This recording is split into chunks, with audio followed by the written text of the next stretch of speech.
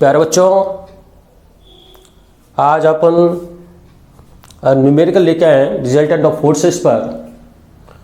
आज अपना topic 2 numerical बहुत अच्छे हैं, इनको ट्राई करना है। Numerical and resultant forces topic जो अपना पढ़ा है उसी पे ही है। देखो बच्चों, मैंने 2 चीज़ बताई थी आपको कि सपोज ये आपका ए वेक्टर है, ये बी वेक्टर है और इनके बीच में एंगल थीटा है और इनका रिजल्टेंट आर है। ए वेक्टर और बी वेक्टर का रिजल्टेंट, तो इनके बीच में angle A square B square 2ab cos of theta, ये आपका रिजल्टेंट होता है। और ये थीटा जो है angle between A and B, theta है angle between A vector and B vector. अगर आपको r इजिकल टू इसका करना है, अपन को ए वेक्टर माइनस बी वेक्टर निकालना है, इसको लिख देते हैं r डैश। ए और बी के बीच में ए और माइनस बी करना है, तो इसको अपन थोड़ा इसको ए लिख देते हैं एक बार और ये बी लिख देते हैं। तो मैंने कहा ये जो आपका सब्ट्रैक्शन है ये एडिशन ही होता है, बस इसको इस तरह ऐड करते हैं, ए प्लस माइनस बी। अब अपना जो एंगल आएगा वो ए और माइनस बी के बीच में होगा, तो ये आपका आर डैश, अगर ये ए और बी के बीच में है तो ये माइनस बी हो जाएगा और ये एंगल हो जाएगा 180 माइनस थीटा, जो मैं अपन बता चुके हैं। तो ये आ जाएगा ए स्क्वायर बी स्क्वायर, बी का मैग्नीट्यूड का स्क्वायर ध्यान हो, 2a, या माइनस बी नहीं लगाते, बी का मैग्नीट्यूड होता है, और कॉस 180 माइनस थीटा। क्योंकि ए और बी के बीच में एंगल है जब थीटा है, तो ए और माइनस बी के बीच में एंगल तो आपका 180 माइनस थीटा होगा। अगर इसको सोल्व करते हैं, इसको आपका ये R1 डैश लिख दिया, इसको एक R और इसको R1 डैश। तो ये सोल्व करने पे आता है A square B square minus 2ab cos of theta. तो कॉस 180 माइनस थीटा जो होता है वो माइनस कॉस थीटा होता है। तो यार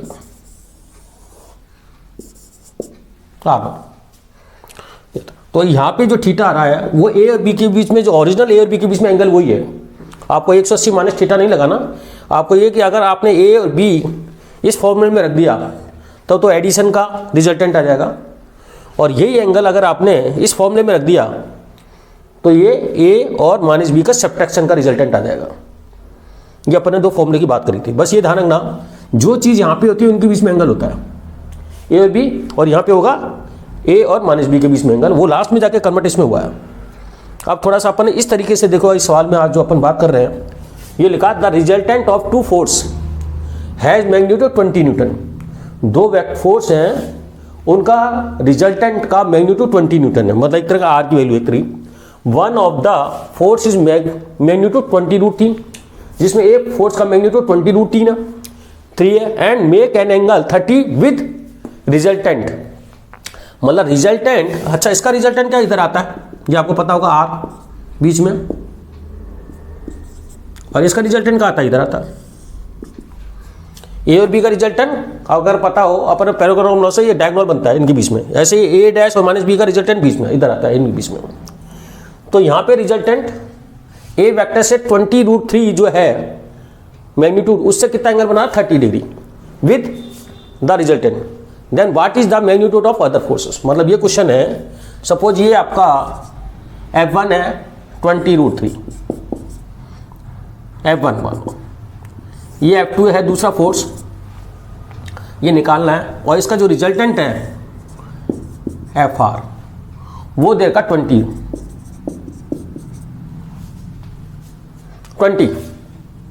न्यूटन।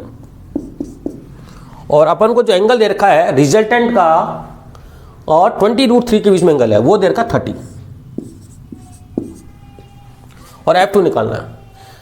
तो अपन इसको थोड़ा सा इस तरीके से करेंगे कि अपन जानते हैं FR resultant is equal to F1 plus F2।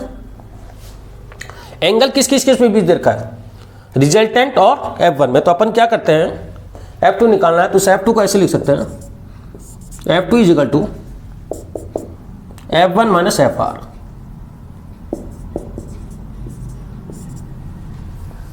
क्योंकि मेरे जो राइट हैंड है उनके बीच में एंगल पता होना चाहिए, ठीक है। तो ये FR माइनस FR इंडायरेक्टली ये आपका,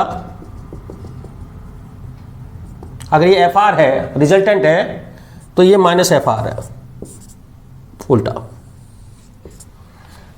तो मतलब ये F1 और FR माइनस FR के बीच में एंगल होना चाहिए, वो हो गया 30। तो ये 150 डिग्री हो जाएगा, ये 30 है तो ये 150 हो जाएगा। तो आप इस फॉर्मूले को डायरेक्ट ले सकते हैं कि F1 पता है, FR पता है, और FR और F1 के बीच में एंगल पता है, वो है 150। तो या तो 180 150 लिख दो, या आप डायरेक्ट भी ले सकते हैं इस फॉर्मूले को लेके, यहाँ माइनस ले लेना, तो ये आप इसी एंगल को काम में ले सकते हो, कौन सा 30 डिग्री को। तो अपन इससे कर देते हैं कि F2 का स्क्वायर, अच्छा मैं इधर जगह नहीं है तो मैं इधर को बता देता हूँ, थोड़ा सा इधर कर देता हूँ, कंसेप्ट आपको पता चली गया क्या करा मैंने। मतलब दो वेक्टर कोई से भी हो उनके बीच में एंगल पता होना चाहिए, तो आप उधर उसके हिसाब से तीसरे नॉन वेक्टर को निकाल सकते हैं। देखो तो ये हो गया F2 का स्क्वायर, F1 का स्क्वायर,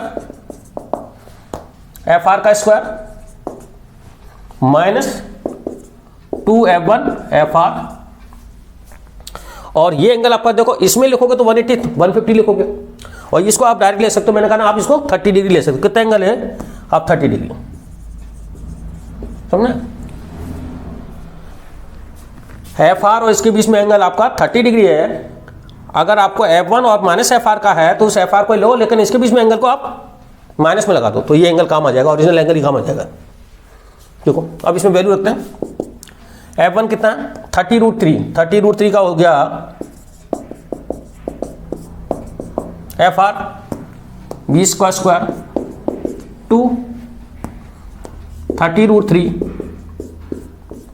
FR 20, और cos 30 की वैल्यू होती है √3/2, 2 से 2 कट गया तो आपका हो गया F2 का स्क्वायर, तो ये हो गया 20 400 1200 400 माइनस 400 1200 √3 1200, ये हो गया FR। तो F2 का स्क्वायर, तो ये 1200 कट गया 400 आ गया, और इसको अपन थोड़ा सा रब कर देते हैं, ये लो। तो F2 कितना आ गया 20। देखो मैग्नीट्यूड है तो मैग्नीट्यूड कभी नेगेटिव नहीं होता, ये आंसर। तो बच्चों इस क्वेश्चन में अपन ने ये चीज सीखा कि जिनके बीच में एंगल है देर का उसको आप राइट साइड में ले आओ, और जो निकालना हो उसको इधर रखो, उनके बीच में एंगल पता हो दोनों को तो आप उस राइट हैंड से आ सकता। और अगर आप बेसिक तरीके से करोगे तो लंबा हो जाएगा।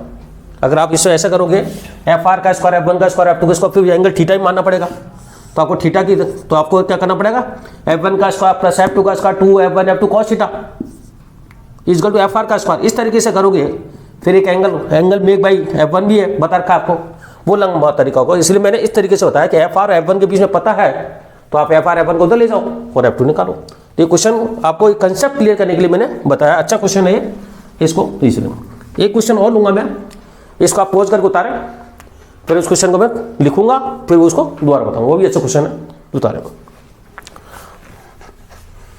उतार।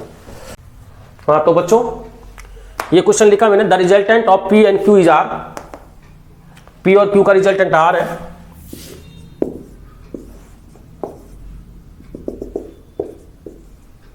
यार, और if Q is double, Q को अगर डबल कर दें तो R इज डबल हो जाता है, R इज डबल, मतलब Q को अगर ये एंगल थीटा है सिर्फ क्यू को डबल करना है, एंगल को चेंज नहीं करना है, तो ये आपका आर डबल हो जाता है। फिर लिखा अब क्यू इज रिवर्स, क्यू को रिवर्स करते हैं ये, तो reverse R is again double, फिर आर वापिस डबल हो जाता है, मतलब इधर आएगा ये, ठीक है। तो ये 2r हो गया एक तरह। तो आपको निकालना है ratio of, find the ratio of p रेस टू q, ये निकालना।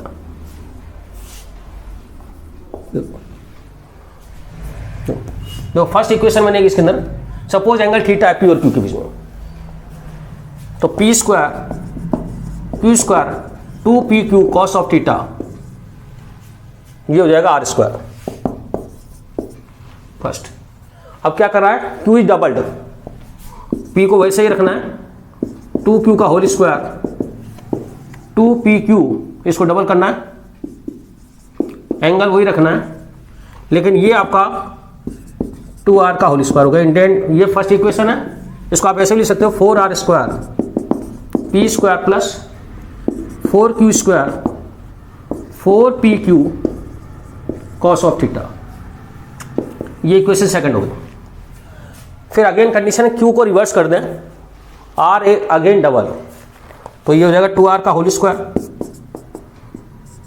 और p स्क्वायर वही सही है, ये q। देखो क्या होता है, जब मैंने कहा था इसके अंदर जो फॉर्मूला था मैग्नीट्यूड लेते हैं, माइनस q को माइनस q भी कर देंगे तो ये मैग्नीट्यूड ही है, बस वहाँ पे एंगल में चेंज आ जाएगा। 2pq कॉस 180 माइनस थीटा, क्योंकि आपने q को रिवर्स किया तो एंगल आपका ये q और बीच में थीटा की जगह 180 माइनस थीटा हो जाएगा। इसको और सोल्व कर लेते हैं, 4r square p square plus q square minus 2pq cos of theta, ये इक्वेशन थर्ड। अब ये फर्स्ट इक्वेशन इन तीनों की सहायता से अपन को निकालना, तो अपन क्या करते हैं, ये कॉस थीटा को एलिमिनेट कर देते हैं, तो फर्स्ट प्लस थर्ड कर लेते हैं,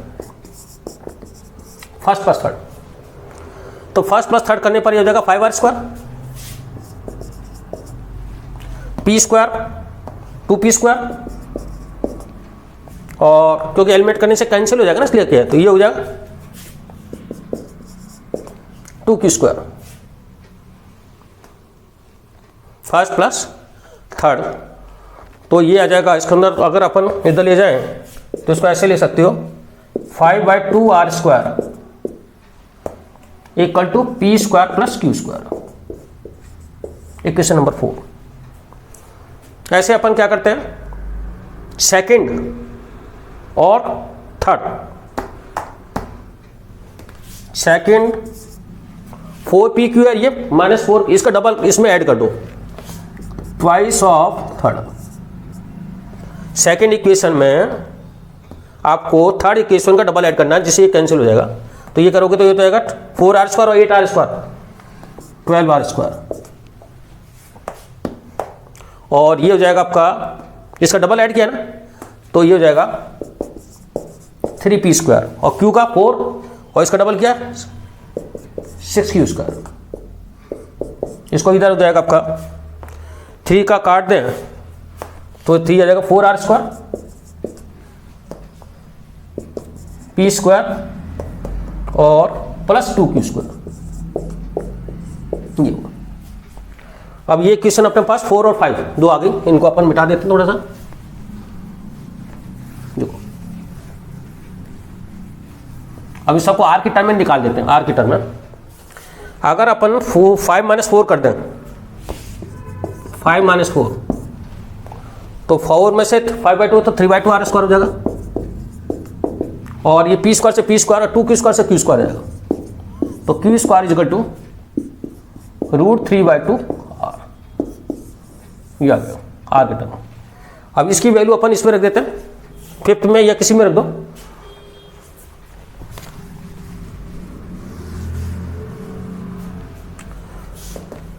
हाँ, तो इसकी वैल्यू क्या कहता है, पुट दिस वैल्यू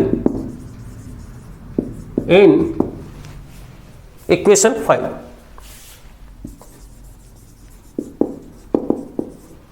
इक्वेशन 5 क्या होगा, देखो 4r स्क्वायर पी स्क्वायर और 2 3/2 आर स्क्वायर,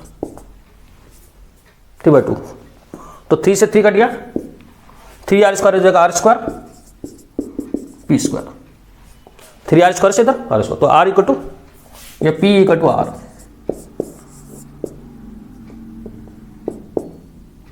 तो p का वैल्यू भी अपन इन टर्म ऑफ r निकाल दी, क्योंकि value in term of r निकाल दी और r को r ही रहने दो। तो आपका रेशियो जो आएगा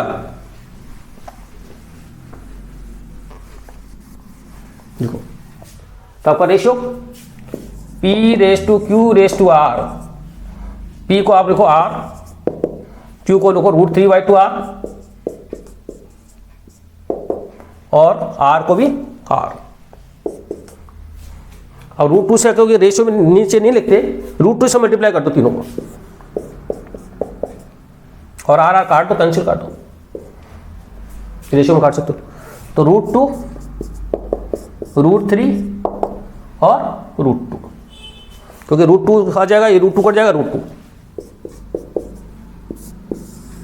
तो ये आ जाएगा आपका रेशियो p⁻q⁻r √2 रेशियो √3 रेशियो √2। तो बच्चों ये मैंने 2 क्वेश्चन लिए हैं, दोनों क्वेश्चन थोड़ा ठीक थे, अच्छे थे, इसलिए मैंने इनको अलग से एक लेक्चर में आपको देखा। तो इनको आप वापस करना और अगले लेक्चर में अपन इसके अंदर पढ़ेंगे रिजोल्यूशन ऑफ वेक्टर। तो थैंक यू।